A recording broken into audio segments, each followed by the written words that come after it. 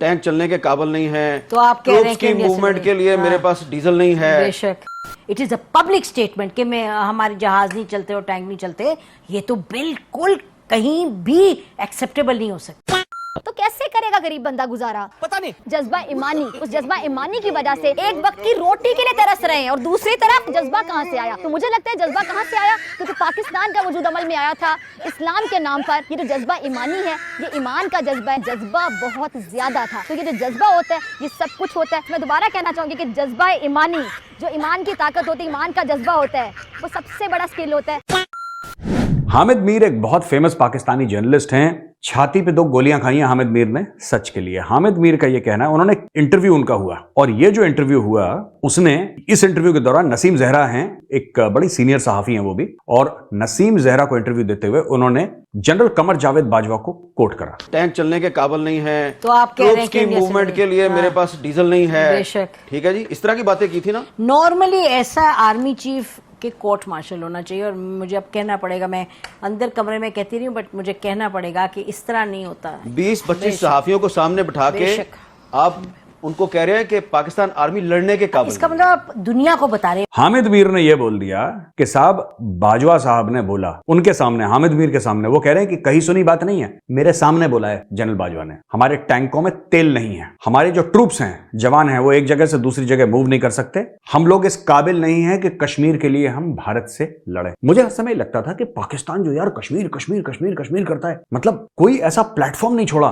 ठीक है, आप 5 साल के बर्थडे पार्टी में बुलाइए किसी पाकिस्तानी को, 5 साल के बच्चे के ना बर्थडे पार्टी में बुलाइए, उसमें भी कश्मीर कश्मीर करेगा, फिलिस्तीन करेगा, उसको और कुछ आता ही नहीं है। वो हैप्पी बर्थडे टू यू वाला गाना है ही नहीं इनके पास यार, इन्होंने बचपन से सीखा ही नहीं। ठीक है, ये जीएचक्यू वाली बात है, मुझे याद है ऑडिटोरियम नहीं कर रहा, नहीं एडिटोरियम की बात, ऑडिटोरियम जहां पे वो कोर कमांडर्स कॉन्फ्रेंस होती है, वहां बैठ के आर्मी चीफ हमें एक कहानी सुना रहा है कि जी फौज इंडिया से लड़ने के काबिल नहीं, लिहाजा हम सुलह कर लें। हमने कहा था आपने अजीत डोवाल के साथ इनको क्यों भेजा था जनरल फैज को बात करने, याद है जी कि वो अच्छा, अब उसमें जो हमारा फॉरेन ऑफिस, उसको इन्होंने वही लेक्चर दिया जो उन्होंने आपको और मुझे दिया था। बाजवा साहब बहुत गुस्से में आ गए और उन्होंने कहा कि मोदी ने अप्रैल में दौरा करना है पाकिस्तान का। अप्रैल कौन सी? 2021। यस, ठीक है जी, और ये हजम कर चुके हैं वो कश्मीर, और फिर भी जी 5 अगस्त 2019 हो चुका है।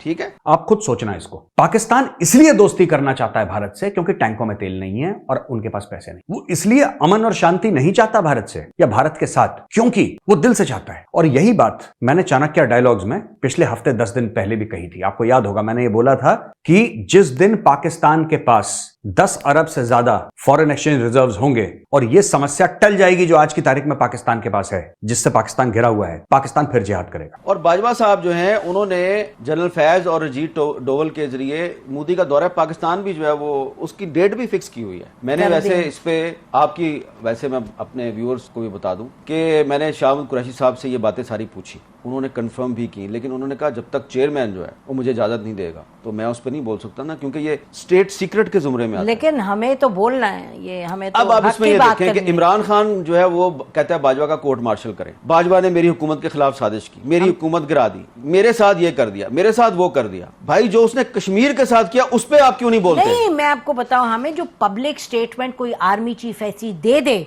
It is a public statement कि मैं हमारे जहाज नहीं चलते और टैंक नहीं चलते, ये तो बिल्कुल कहीं भी एक्सेप्टेबल नहीं हो सकता। बात ये कह रहा है पाकिस्तान का पूर्व आर्मी चीफ, ये बात कह रहा है कि साहब क्योंकि हमारे पास पैसे नहीं इसलिए दोस्ती कर लो, यानी कि अगर कल तुम्हारे पास पैसे होते तो तुम अटैक करते, ये नियत है। और वो कह रहा था कि बाद में फिर नरेंद्र मोदी भी आएंगे, नरेंद्र मोदी पाकिस्तान आएंगे कई दिन। किसी ने तो ये बोल दिया कि वो कटासराज मंदिर में नरेंद्र मोदी जी को 7 या 8 दिन रहना था, वहां पे पूजा करने। 7-8 दिन मोदी जी रहते कहीं पे, वो 7-8 घंटे नहीं रहते कहीं पे। रोजाना हमारी फौज के जवान जो हैं वो बॉर्डर पे और टेररिस्टों के खिलाफ लड़ते हुए अपनी बिल्कुल शहादत भी दे रहे हैं, कुर्बानियां दे रहे हैं। और आर्मी चीफ कह रहा है मेरे टैंक नहीं चलते। तो आपकी कॉम्पिटेंस भी, आपकी करेज, तो भाई अगर आप दिन रात, अगर आप सारा दिन टीवी देखते रहेंगे कि हामिद मीर ने क्या कह दिया और नसीम जरा ने क्या कह दिया, और टीवी छोड़े आप वीलॉग देखते रहेंगे, वीलॉग देखते रहेंगे कि फलाने अपने वीलॉग में, और आप सिर्फ ये जासूसी करेंगे कि उसकी तनख्वाह कितनी है और मेरी तनख्वाह कितनी है।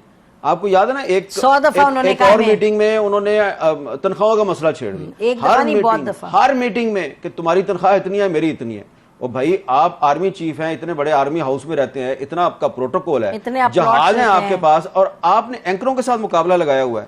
तो वो जनाब बाजवा साहब ने जो किया ना कश्मीर के साथ, तो उसके बाद से जो कश्मीरी हैं वो अभी तक संभल नहीं पाए। और ये कितना बड़ा सौदा है कश्मीर का, इससे बड़ा आप अंदाजा करें कि कश्मीर का सौदा करने वाला कौन था।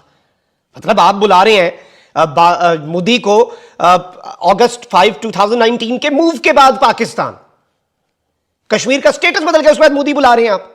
इधर से आप अंदाजा करें कि ये क्या कर रहे थे। कश्मीर को भूल जाएं, फैज अमीर साहब भी साथ ही थे। और मैं समझता हूं इससे भी बड़ी बात, छोड़े खान का मुतालबा कि सियासत में इन्वॉल्व हुआ, ह्यूमन राइट वायलेशन की, हम पे मुकदमे, हम भागे रहे, सियासतदानों साफियों के साथ जो मर्जी हुआ। अब बात आ गई है फौज की सलाहियतों पर। एक आर्मी चीफ बैठ के कह रहा है फौज भारत से लड़ने के काबिल नहीं है, टैंक नहीं है। आज आपको समझ आ गया होगा कि हमारी 7 लाख शेरों की फौज का जब गीदड़ सिपा सलार होता है तो रिजल्ट ये होता है कि हम कश्मीर का भी सौदा करते हैं और हम फलस्तीन का भी सौदा करते। अगर लड़ने की क्षमता होती फिर हम बताते, फिर हम भेजते लश्कर और जैश के आतंकियों। आप समझ रहे हैं बात? ये माइंडसेट है और इस माइंडसेट के खिलाफ मैं, और इस माइंडसेट से रादर मैं आप सब लोगों को आगाह करता चला आया हूं।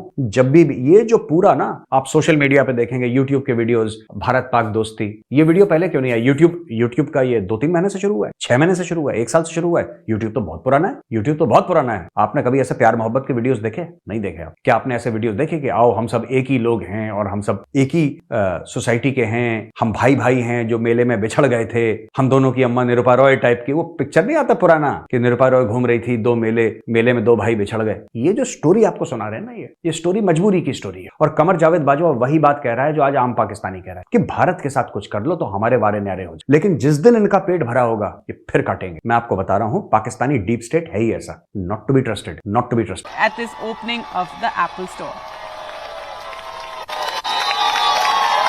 डॉलर बहरान, मोबाइल मैन्युफैक्चरिंग फैक्ट्रियां बंद, हजारों लोग बेरोजगार हो गए। एलसी ना खुलने की वजह से 400 इंजीनियर समेत 3000 मुलाजमीन बेरोजगार हो गए। मुल्क में जारी माली व डॉलर बहरान के बाइस मकामी सतह पर मोबाइल की मैन्युफैक्चरिंग के लिए लगने वाली यूनिट भी बंद होना शुरू हो गयी। ऑटो कंपनियों के बाद मोबाइल फोन्स बनाने वाली कंपनियों ने भी मोबाइल फोन असेंबलिंग यूनिट्स बंद करना शुरू कर दिए, जिससे हजारों मुलाजमतें बेरोजगार होने का इंकशाफ हुआ। डॉलर की कमी के पहले इंडस मोटर और किया मोटर्स ने अपनी प्रोडक्शन को आर्जी तौर पर बंद किया। अब 3 बड़ी मल्टीनेशनल कंपनियों ने अपने सेल फोन असेंबलिंग यूनिट्स को बंद कर दिया है। यही तो कयामत है। ऐसे नहीं चले। पहली बार इंडिया में एप्पल का स्टैंड अलोन स्टोर जो है, फ्लैगशिप स्टोर वो खोला जा रहा है, जिसके लिए टिम को खुद आ गए हैं और वो क्या उनकी सेलिब्रेशन, भारी सरमायाकारी की है, प्रोडक्शन भी शुरू की है, वहीं पे फ्लैगशिप स्टोर भी हो गया है और हम यहाँ पीटीए भर भर के मर गए। इंडिया का पहला ऑफिशियल एप्पल स्टोर मुंबई में ओपन हो चुका है। पाकिस्तान के अंदर हम बड़ी कोशिश करते रहे हैं कि जनाब बड़े बड़े स्पोर्ट्समैन आए, बड़े लोग आए ताकि पाकिस्तान का इमेज बेहतर हो।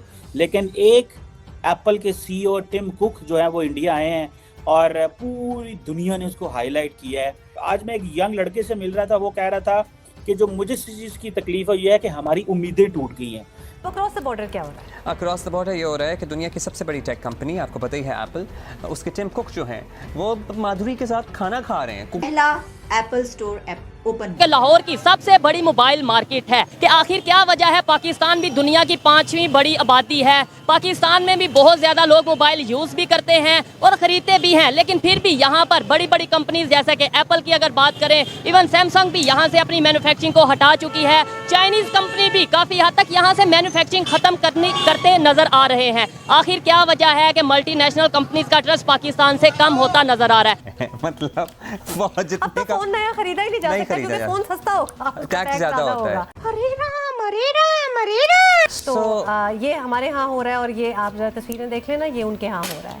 जली ना, तेरी भी जली ना। भाई चल कर रहे हैं, इकोनॉमी भी अच्छी उनकी चल रही है, थोड़े से मॉडरेट भी हैं, थोड़ा सा अच्छा बात नहीं है।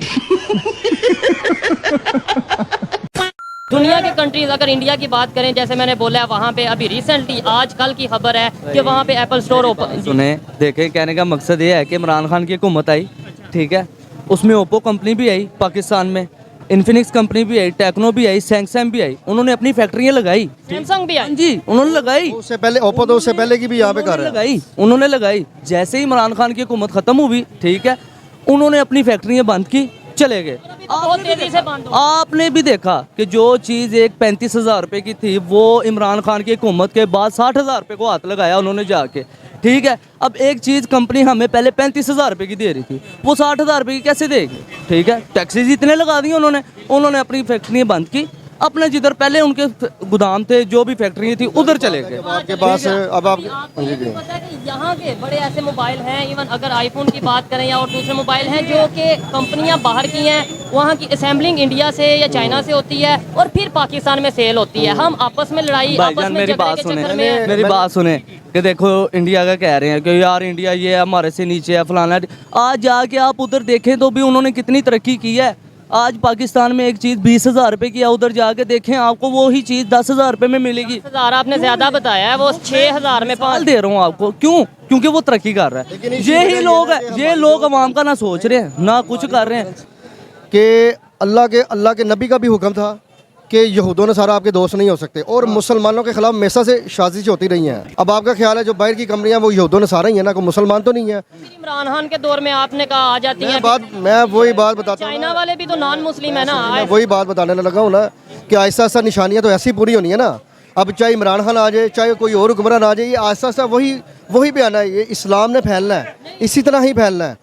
ये कह रहा हूँ कि मुसलमानों को उन्होंने मुआशी तौर पर उन्होंने करना ही करना। इन्हें समझाने की कोशिश करता हूँ, अगर यहूदुन नसारा जिन्हें हम कहते हैं दुश्मन है, कभी सके नहीं हो सकते, यहाँ पे सारे आप इस टाइम कैमरामैन अगर घुमाएं, हर प्रोडक्ट हर चीज यहाँ पे उन्हीं की है। हम एक तरफ खरीदते भी हैं, फिर उनके खिलाफ भी बात करते हैं। मेरी बात सुने, फिर दूसरे नंबर पे वो यहाँ से कंपनी उन्हें तो चाहिए फिर यहाँ लेके आए। सऊदीया हमारी मदद को क्या तैयार नहीं है, अभी भी नहीं तैयार है। वो तो है भी मुस्लिम है, अब उसके बारे में क्या? नहीं, वो मुस्लिम तो एक नाम किया, आपको भी पता वहाँ पे क्या हो रहा है। मैं भी देख के आया हूँ सारा कुछ वहाँ पे क्या हो रहा है। वहाँ पे नेओन शहर बन रहा है, वहाँ पे जुए खाने क्लब, सारा कुछ। सिर्फ अब ये नाम के मुस्लिम रह गए हैं, चाहे यूएई है, चाहे सऊदी अरेबिया, चाहे वो भी है। और औरतों को उन्होंने क्या किया, सबसे ज़्यादा औरतों को उन्होंने सेपरेट कर दिया वहाँ पे। अब जो एक सिम पे राइट दे दिए, और तो ये राइट्स नहीं होते। आप सल्लम के दौर में भी तो यही था ना, लेकिन औरतों को घर से निकलने की इजाज़त मजबूरी की हालत में थी। अब वहाँ पे क्या है कि जिसने सिम बेचनी है ना, औरत ने बेचनी है। सबसे ज्यादा अगर पूरी दुनिया में मुसलमान है या अच्छा मुसलमान है वो कौन सा? इस वक्त जो पूरी दुनिया में एक हो गए मुसलमान है ना, वो तुर्की वाले हैं, जिन्होंने हमेशा ही बाहर की ताकतों का बाइकाट किया। और उसके बाद फिर था सद्दाम हुसैन, उससे पहले था। मेरी बात सुने, थोड़ा सा देखें, ये डिस्कशन करने से पता क्या होता है, थोड़ा सा नॉलेज आ जाएगा, थोड़ा मेरे पास आ जाएगा। आपने बिल्कुल सही बात है। तुर्क का बोला कि वो सबसे ज्यादा मुस्लिम है या अच्छे मुस्लिम है। आपको पता है यूरोप को कितना फॉलो वो कर रहे हैं, और वो अपने आप को इस्लामिक कंट्री तो है, लेकिन साथ ही साथ वो ये कहते हैं कि भाई हम सेकुलर हैं। सेकुलर है। मैं वही तो बात कर रहा हूँ ना कि जो उनके कुछ जो लोग हैं ना, कुछ परसेंट लोग मुसलमान काफ़ी हद तक है, क्योंकि मैंने देखा है आज के रसूल भी हैं, लेकिन उसके बाद आपको पता फाशी भी वहाँ पे भी है। तुर्की में है, क्यों नहीं है? आपने कहा सबसे अच्छे मुसलमान, इसका मतलब है हमें अपने आप को ठीक करना है। मुझे और आपको अपने आप को ठीक करना है। मैं मुसलमान हूँ, आप मुसलमान हैं, हमें अपने इस्लाम को फॉलो करना है। लेकिन बिजनेस में, हर चीज़ में हम ये कर देंगे वो नॉन मुस्लिम है, उससे बिजनेस नहीं करना। नुकसान उनका नहीं, नुकसान हमारा हो रहा है, काफ़ी हद तक हमारा हो चुका है।